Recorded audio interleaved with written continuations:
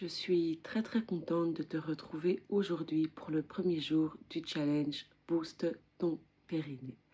Et aujourd'hui, rien de compliqué, on va simplement apprendre à ressentir son périnée tout en douceur. On va donc faire une petite auto-évaluation pour voir où tu en es.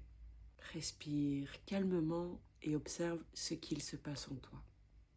Est-ce que tu arrives à ressentir ton périnée? Est-ce qu'il se contracte trop vite? Est-ce qu'il fatigue très vite? Peut-être que tu n'as aucune sensation. Rien de tout cela n'est problématique. L'objectif, ce n'est vraiment pas d'être parfaite, mais de comprendre quel est ton point de départ. Où est-ce que tu te situes à ce moment précis, on va dire, par rapport à ton périnée? Quel est ton rapport avec ton périnée à ce moment précis? Je t'invite à noter ton ressenti sur la fiche du jour, celle-là, et on verra dans quelques jours qu'il y aura certainement déjà une nette différence. J'ai une petite question pour toi. Est-ce que tu arrives à faire la différence entre la contraction, le relâchement du périnée et la poussée involontaire? Si ce n'est pas le cas, ne t'en fais pas, c'est ce que nous allons voir tout de suite. Je ne parle pas très fort parce que bébé dort juste à côté de moi et j'ai mis 1 heure à l'endormir et je voudrais vraiment pouvoir filmer le jour 1 et 2 du challenge avant qu'elle se réveille. Lorsque tu contractes ton périnée, c'est un petit peu comme la sensation, ou c'est exactement cette sensation, comme si tu te retenais de faire pipi et de lâcher un gaz en même temps. Et en général, normalement, lorsque tu contractes le périnée, tu dois sentir que ça remonte. Essaye pour voir si tu le ressens. Au contraire, lorsque tu relâches le périnée, tu sens que le périnée descend et que cette zone devient plus molle, plus souple. Normalement, au niveau du ce qu'on appelle le plancher pelvien, lors du relâchement, tu ne ressens plus aucune tension.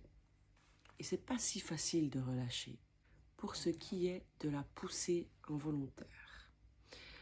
Dans ce cas-là, en général, on va sentir comme une espèce de pression dans le bas-ventre, au niveau de l'anus et de la vulve.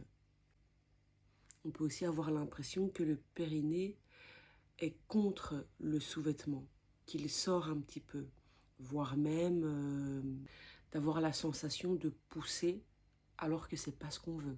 La poussée involontaire a souvent lieu lorsque l'on reste en apnée, donc qu'on coupe sa respiration pendant trop longtemps, ou alors pendant une expiration forcée. Elle est réveillée.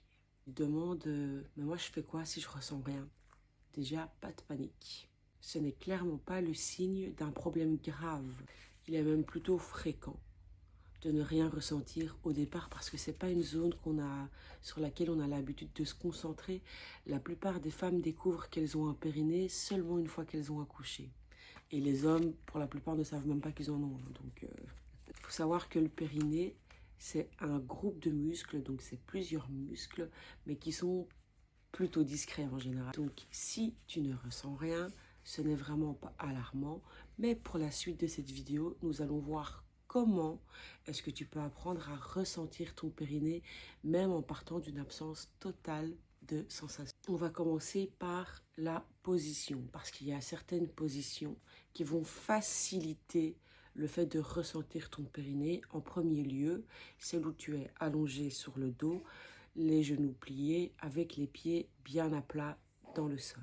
Et si jamais tu n'es pas à l'aise en étant allongé sur le dos, ce qui peut être assez courant, il y a une variante, évidemment, c'est celle où tu es allongé sur le flanc, que ce soit le flanc droit ou gauche, ça te regarde, avec les genoux pliés plus ou moins à 90 degrés, et tu peux placer un coussin entre tes genoux pour plus de confort. Et pour terminer, même si en fait la position c'est celle où tu te sens le plus confortable, il y a une autre position qui est fortement conseillée lorsqu'on n'arrive pas à ressentir son périnée ou qu'on voudrait davantage se concentrer dessus. Ça va être le fait de s'asseoir sur un coussin plutôt ferme histoire d'avoir un contact direct avec le périnée qui se trouve plus ou moins entre la vulve et l'anus. C'est là que tu le ressens le mieux. Voici donc les 3 positions que tu peux adopter pour travailler ton périnée au cours de ce challenge. Tu peux bien sûr les varier aussi et nous en verrons d'autres en cours de challenge. Est-ce que tu savais que le périnée et la respiration étaient intimement liés? Place une main sur ton bas-ventre et observe ce qu'il se passe à l'inspiration. Est-ce que tu ressens que ton ventre se gonfle et se relâche? Est-ce que tu as la sensation que ton périnée redescend? Maintenant, expire et imagine que ton périnée remonte un petit peu comme un ascenseur et que ton ventre s'active légèrement. Tu ne dois pas rentrer le ventre. Sache que même si tu ne ressens pas ce mouvement de montée et de descente, il a quand même lieu. Au cours de ce challenge, on va utiliser plusieurs images mentales pour te faciliter la connexion avec ton périnée. Et il faut savoir que le périnée aime beaucoup les images mentales et qu'il y répond très très bien. Entendu, les images mentales fonctionnent même si tu n'as aucune sensation et elles vont justement t'aider à te connecter à ton périnée et à ressentir. Bien entendu, tu peux aussi placer un doigt entre l'anus et le vagin. C'est là que tu ressentiras le plus le périnée. Et en général, tu ressentiras qu'il se ramollit, qu'il devient beaucoup plus souple lorsque tu le relâches. Et tu pourras aussi ressentir, lorsque tu contractes et donc à l'expiration, une légère petite aspiration.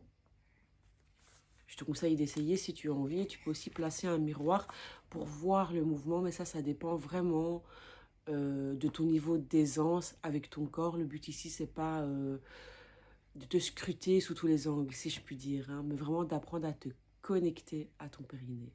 Et surtout, là, le jour 1, juste à voir où tu es. Bien entendu, je suis très très curieuse et donc j'aimerais savoir quelles sont tes croyances par rapport au périnée. Est-ce que tu crois qu'il se contracte trop vite ou pas assez, qu'il fatigue, qu'il est hypertonique, ou est-ce que tu penses...